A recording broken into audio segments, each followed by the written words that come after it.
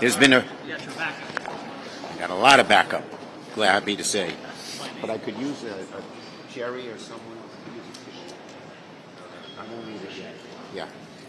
Okay, first I want to say a few words about the President's new nominee for Labor Secretary. As a proven fighter for American workers, Julie Su will be a phenomenal Labor Secretary.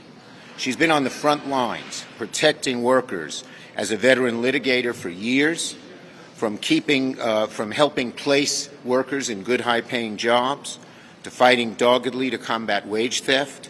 Julie learned the ins and outs of labor firsthand. I look forward to working with her on key issues for American workers, like updating the outdated overtime rule to pay workers what they've earned. That's really important. We're going to be focusing on that. Training and connecting workers to good-paying jobs, and ensuring the workers are protected in the workplace. The President couldn't have picked a better nominee. I'm really excited about her, and we're going to move to consider her nomination very, very quickly. Okay, next, on our CODEL. Which Senator Reid was one of our 9 senators on the CODEL. I led my first CODEL last week as leader ever. 8 of my colleagues and I met with leaders of Europe, of India, of Pakistan, of Israel. And there were 2 takeaways that became clear and that we emphasized throughout the trip, and we think we very successfully made strong impressions on them.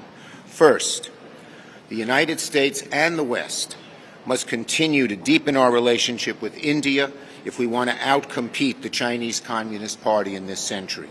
India is the perfect counterweight to China, and when joined with the West, we can really outcompete with the Chinese.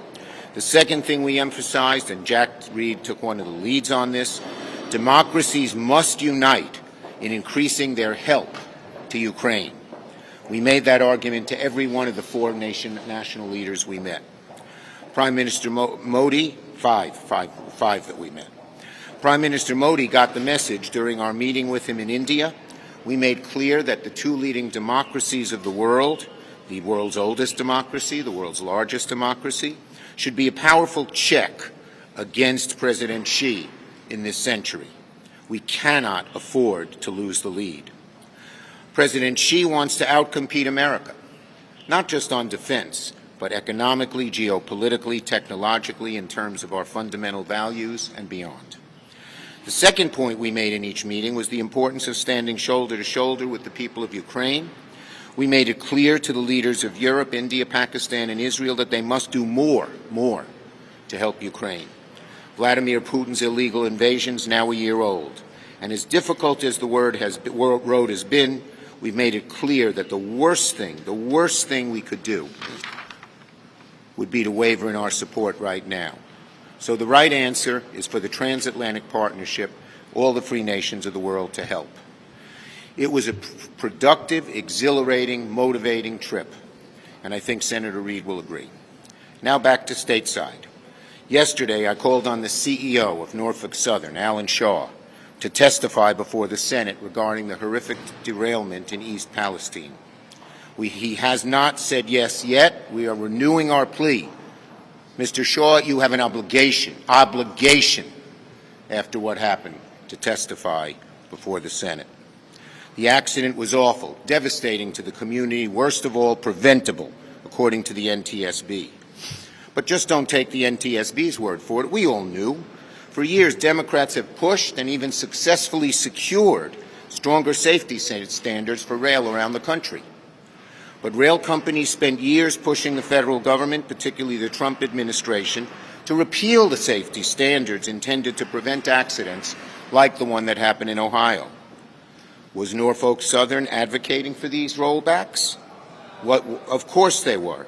Why, after reporting over $3 billion in profit last year, did they lay off thousands of workers in the same year? $3 billion of profits and worker layoffs all at the same time? More pointedly, why would Norfolk Southern launch a $10 billion stock buyback last year when they could have and clearly should have used that money to upgrade safety equipment? So again, I'm calling on him to testify, Mr. Shaw, as soon as possible. Norfolk Southern, you've broken your trust with the American people. The American people, and of course the people of East Palestine, deserve answers. On student debt, lastly, today oral arguments will begin on President Biden's student debt relief plan, a plan that is nothing short of a lifeline for tens of millions of Americans, giving them a new lease on life. Now, Republicans talk a big game about helping working people, but today's case, pushed by Republicans who oppose student debt relief, is a slap in the face to working Americans across the country. Let me be clear. 90% of the relief going to out-of-school borrowers will go to those earning less than $75,000 a year. This is not some giveaway to the rich. That's utter bull put together by Republicans who don't want to help students. It's not a handout to the wealthy. It's critical relief to working and middle-class families. For generations, higher education was the ladder up. Every one of our families, mine, prized sending their kids to college, especially now for millions of Black, Latino, and Asian Americans. But over the years, the student debt that comes alongside a college degree has created not a ladder up, but an anchor weighing down Americans, making it harder to buy a house, start a car, start a family, move jobs. In other words, the burden of student debt has made it harder for Americans to achieve the American dream. That's what's at stake before the Supreme Court. Not just the chance to relieve the crushing weight of student debt for millions of Americans, but the definition of the American dream is on the line today. And wrapping it up. So, all this to say, the Senate's back. Here we are. I landed from Israel Saturday night. Sunday morning, I was opening up the brand new Long Island Railroad East Side access in New York City. Went to a swearing-in in Brooklyn, a WTC memorial, and the next day I got on the plane, went up to Buffalo and Rochester. Here we are. We're keeping the momentum going into this week and this work period with energy, determination, purpose. Senator Durbin. It's been 39 years since the United States Senate has had a hearing on the Equal Rights Amendment. We had one today. It was an important historic milestone. Why today? Because we realize with the Dobbs decision that the role and future rights of women across America is still an issue. We also realize from statements by Justice Clarence Thomas and others that other fundamental rights are also in danger today. Rights of family planning, rights of individuals in privacy, they're all at risk. And the third thing we realize is we have to step forward now and make it clear where we stand as politicians, both political parties. Do we want to enshrine in our Constitution equality for women in America? We know it's necessary after what we've been through in the last few weeks, but we also realize that it is something that we've been fighting to put in place for a century. 1 century since the first Equal Rights Amendment was introduced to the public 100 years ago. We believe now is the time for this party and this Congress to stand up for the rights of women under our Constitution clearly. The second issue I'll raise is judges, of course. 106 judges have been approved by the Senate so far. We're way ahead of the numbers of previous presidents, and we have another 30 or more on the calendar ready to be considered. I want to thank Senator Schumer for scheduling these votes. We've been able to keep up with the numbers produced by the committee, and we're going to continue to do so. What we're setting out to do is more than just fill vacancies. We want to make sure that these vacancies are filled with lifetime appointments that will balance the bench in America. We bring diversity to our ranks with the leadership of President Biden, and we bring talent to our ranks. Every single nominee of the Biden administration has been judged well qualified by the American Bar Association. The previous president cannot say that. We bring people of quality to come before the Congress, and the Senate has approved them, every single one of them so far, and I hope that continues. Reid. Well, as the leader said, we had a very, very productive trip, beginning in Munich with the Munich Security Conference, and then going down to India, then to Pakistan, and then finally Israel, and then back home. In Munich, what we found was extremely strong, unified support for the people of Ukraine. This was an issue that united our allies in Europe particularly. And when you look at their contributions, not just military, but the whole spectrum, military, humanitarian, support to the government, and what is often overlooked, the absorptions of millions of immigrants, our European allies are pitching in on a GDP basis as much as we are, and in some cases quite a bit more, particularly the Baltics and Poland. So we left there with a sense of real unity among our allies and commitment for the struggle ahead in Ukraine. When we were in India, we got a chance to speak to leaders. We also made the case that this was a battle between autocracy and democracy. When we spoke to Prime Minister Modi, we made that case. But we also were more specific. If an autocracy like Russia prevails, then an autocracy like China feels a little bit taller, a little bit more robust, a little bit more ready to take on the world. And it's not just Taiwan. China and India have been disputing the line of control in Kashmir for years. There was recently action. So the battle in Ukraine will have impacts there too. And what we stressed with India was the United States should be cooperating, coordinating, along with other Pacific allies like Japan, Australia, and the United States and India should start thinking about cooperative development and co-production of systems so we can expand our defense industrial base. We found recently that that defense industrial base is being severely tested by the conflict in Ukraine. We made the same message in Israel. When we talked to the Prime Minister, we indicated that if Russia wins, Iran wins. Iran is providing weapons systems to the Russians. The Russians, I think, will be reciprocating in some way. So this is not just about a struggle, Ukraine versus Russia. This is democracy versus autocracy, and for many countries, this will significantly increase the threat that they will see regionally. And it was a very productive trip, and I think we're going to get significant cooperation going forward. Senator Stabenow.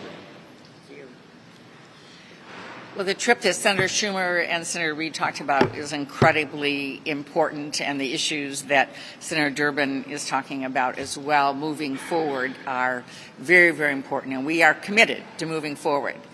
But we also are committed to reminding people that the last Congress under Democratic majorities was one of the most productive in generations, and now the federal government is implementing what we did in those 2 years. And American families and communities are seeing the benefits of that every day. For instance, we're lowering the cost of health care. 2 examples. If you are 65 or older, if you're a person with disabilities on Medicare, you now are not required to pay any more than $35 a month for your insulin. This is hundreds and hundreds of dollars in savings and saving lives. And this is something we've already accomplished. The shingles vaccine is now free for people on Medicare, saving hundreds of dollars for our seniors. Second, we have the strongest economy in a generation, and we're bringing jobs home. This is very exciting to me as a Michigan manufacturing state when we see the renaissance in manufacturing and the fact that we are literally bringing jobs home. We have semiconductor plants and battery plants and other clean energy manufacturing that's opening across the country that's going to create literally tens of millions of jobs because of what we've already accomplished in the last 2 years.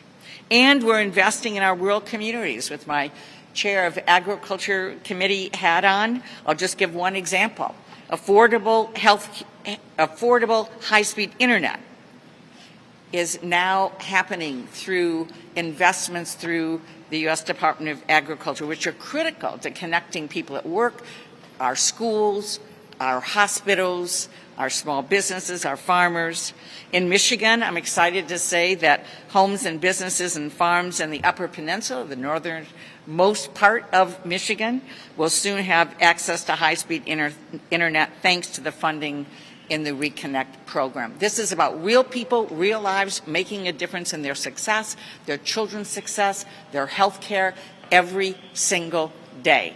That's what we are focused on.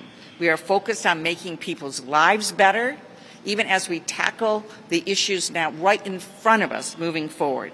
And the good news is American families are seeing results every day. Thank you, Deb. Senator Schumer? Yes. Can you respond to the Energy Department's conclusion that the COVID pandemic most likely arose from a lack leak and whether the classified information about that should be revealed? Okay, the bottom line is we've got to get to the bottom of this. The Biden administration is committed to it. They have all kinds of people looking at it, and we'll wait to see their results. Once the results occur, it depends. I'd have to look at what kind of classified information and sources and everything like that were there. Leader Schumer, would you consider releasing the footage from January 6th to media, considering the fact that McCarthy has handed it to one outlet? Look, I think what McCarthy did was despicable. It damaged our security. And certainly is something, you know, when he listens to a small group at the MAGA right, he's going to run into trouble himself. As for releasing it, security has to be the #1 concern. Yes? As soon as next week the Senate can vote on a resolution to block the new changes to the D.C. criminal code, how do you see that playing out, and will you be encouraging your fellow Democrats to oppose this? Okay, look, we Senate Democrats care about D.C. political autonomy. We also care a lot about safety and security of D.C. residents. As you know, it's a privileged motion. It ripens next week, and there'll be a vote shortly thereafter. Leader Schumer, this Gang of 8 briefing later this afternoon. What is your #1 question and concern as you go into this briefing? What are you looking to? Look, the lead has been taken by Senator Warner. I have backed him up on this, but we want to make sure that intelligence stuff is protected as much as possible. That's the key. Yes, young man over there. I think this is your first question. What's your name? Eric. Hi, Eric. See, we're very friendly around here. Can't wait to get to know him. Even friendlier and nicer. So, do Democrats have the votes to pass Mayor Garcetti's nomination to the Police Committee? Do you personally support his nomination? Okay, the bottom line is, as you know, the vote has been postponed another week. The ranking member of Foreign Relations wanted a postponement. We'll have to wait to see what happens in committee. Yes. On the bill to ban TikTok, allowing President Biden to do so, are you supportive of bringing that up in the Senate if it makes it over here? Do you believe it Look, constitutes we have to make sure that China is not getting information, and a number of our committees are looking at that very carefully. Leader Schumer, on the Thank you, everybody. AUMF, Last one. on AUMF, do you plan on bringing up that? I do want to bring it up. We have a large number of Republican sponsors, and we're working on the Senate Foreign Relations Committee to get a vote on it as soon as we can. Senator, Thank you. On Julie Sue? Julie Sue, I said something. No. Are you